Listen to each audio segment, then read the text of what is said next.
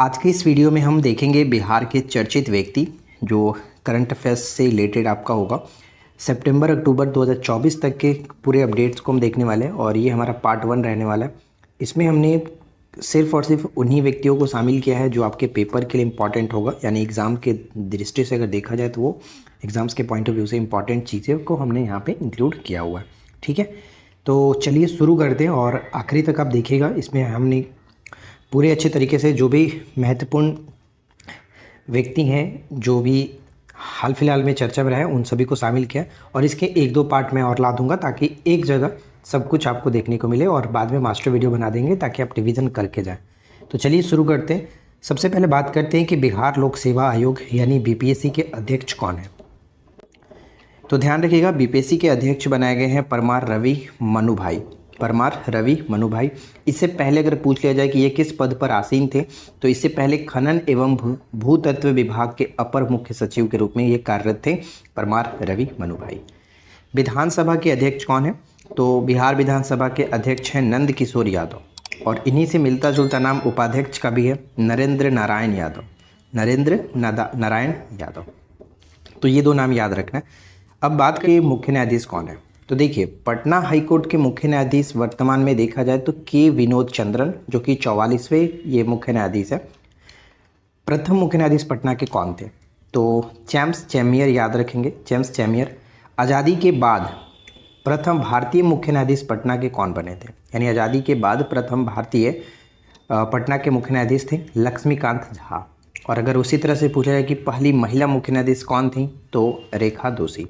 ठीक है, अब यहाँ पे आता है नेक्स्ट पॉइंट हमारा कि बिहार के मुख्य सूचना आयुक्त कौन है। तो बिहार के मुख्य सूचना आयुक्त वर्तमान में ब्रजेश मेहरोत्रा हैं और साथ ही साथ वरिष्ठ पत्रकार प्रकाश कुमार। अगर पूछा है कि ब्रजेश मेहरोत्रा जो हैं वो किस पद पर थे, यानी मुख्य सूचना आयुक्त बनाने से पहले ये मुख्य सचिव थे, बिहार के मुख्य सचिव के रूप में कार्यरत थे। नेक्स्ट आता है कि राजभूषण चौधरी। हाल ही में चर्चा में रहे राजभूषण चौधरी का संबंध जो है ये मुजफ्फरपुर से, और ये चर्चा में क्यों है? तो लोकसभा चुनाव जो हुआ, बिहार लोकसभा चुनाव 2024 में इन्होंने सर्वाधिक वोटों से मत को जीता, यानी सर्वाधिक वोटों से जीत हासिल की है मुजफ्फरपुर से, ये ध्यान रखिएगा। और उसी तरह से राजीव प्रताप रूडी की बात करें जो कि सारण से संबंध रखते हैं, सबसे कम वोटों से जीत हासिल की है इन्होंने, राजीव प्रताप रूडी जो कि सारण से है। सम्राट चौधरी की बात करें तो सम्राट चौधरी बिहार के वित्त मंत्री हैं और इन्होंने 18वां आर्थिक सर्वेक्षण 23-24 पेश किया 12 फरवरी 2024 को। साथ ही साथ 13 फरवरी 2024 को बिहार बजट पेश किया गया था इनके द्वारा। तो सम्राट चौधरी का नाम भी आपको अच्छे से याद रखना है। तो कर्पूरी ठाकुर जी के बारे में अगर हम बात करें तो जननायक के नाम से इनको जाना जाता था और हाल ही में यानी जनवरी 2024 में बात किया जाए तो 100वीं जयंती पर इनको भारत रत्न 2024 से सम्मानित किया गया, मरणोपरांत इनको सम्मानित किया गया। संबंध की बात करें, इनका संबंध जो था वो समस्तीपुर से है, यानी समस्तीपुर से बिलोंग करते हैं। समस्तीपुर के पितौंझिया गांव, जिसे अब कर्पूरी गांव के नाम से जाना जाएगा।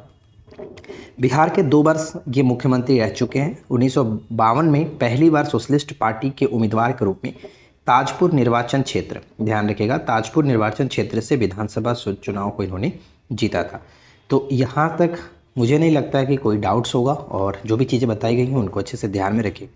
जब बात हम चर्चित व्यक्तियों की कर रहे हैं तो यहाँ पे बिहार में 7 व्यक्तियों को इस वर्ष पद्म पुरस्कार भी दिया गया है, पद्म पुरस्कार 2024। तो उन 7 व्यक्तियों के नाम को भी हमें याद रखना होगा। तो देखिए, 7 चीज़ों को हमने इस तरह से डिवाइड किया कि पहला, एक पद्म विभूषण दिया गया और एक पद्म भूषण और 5 पद्म श्री पुरस्कार दिया गया, यानी टोटल 7 पुरस्कार पद्म पुरस्कार से दिया गया। तो सबसे पहला जो है एक पद्म विभूषण किसे मिला? तो बिंदेश्वरी पाठक जी को, जो कि सामाजिक कार्यकर्ता हैं, टॉयलेट मैन के नाम से इनको जाना जाता है और सुलभ शौचालय के लिए काफ़ी, जो कि सुलभ शौचालय के संस्थापक के रूप में ये जाने जाते हैं। बिहार के वैशाली ज़िले से संबंध रखते हैं, बिहार के वैशाली ज़िले के रामपुर बाघेल गांव से इनका संबंध है। तो पहला आपको ध्यान रखना है कि पद्म विभूषण पुरस्कार बिंदेश्वरी पाठक जी को दिया गया। इसके बाद एक पद्म भूषण भी दिया गया। तो पद्म भूषण चंदेश्वर प्रसाद ठाकुर, मेडिसिन के क्षेत्र में इनको मिला और ये इनका संबंध मुजफ्फरपुर से संबंध रखते हैं। 5 व्यक्तियों को पद्म श्री पुरस्कार दिया गया, जिसमें 5 व्यक्ति आप देख पाएंगे। पहला अशोक कुमार विश्वास, जो कि टिकुली कला के लिए ये जो कि फेमस है। और इनको ध्यान रखिएगा कि टिकुली कला का भीष्म पितामह के नाम से भी जाना जाता है। रोहतास जिले से संबंध रखते हैं। सुरेंद्र किशोर साहित्य एवं शिक्षा पत्रकारिता के क्षेत्र में इनको ये पुरस्कार मिला, पद्मश्री, सारण जिले से बिलोंग करते हैं। राम कुमार मलिक की बात करें तो ध्रुपद गायन कला और ये दरभंगा घराने से जुड़े हुए हैं। ये चीज़ याद रखिएगा कि राम कुमार मलिक का संबंध दरभंगा घराने से।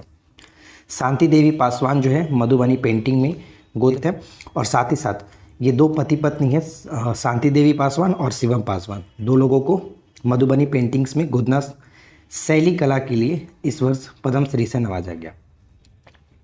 ठीक है, अब बात करते हैं कि 2023 में यानी पिछले वर्ष की बात करें तो पिछले वर्ष 3 व्यक्तियों को पद्म पुरस्कार दिया गया था, जिसमें पद्मश्री पुरस्कार दिया गया था।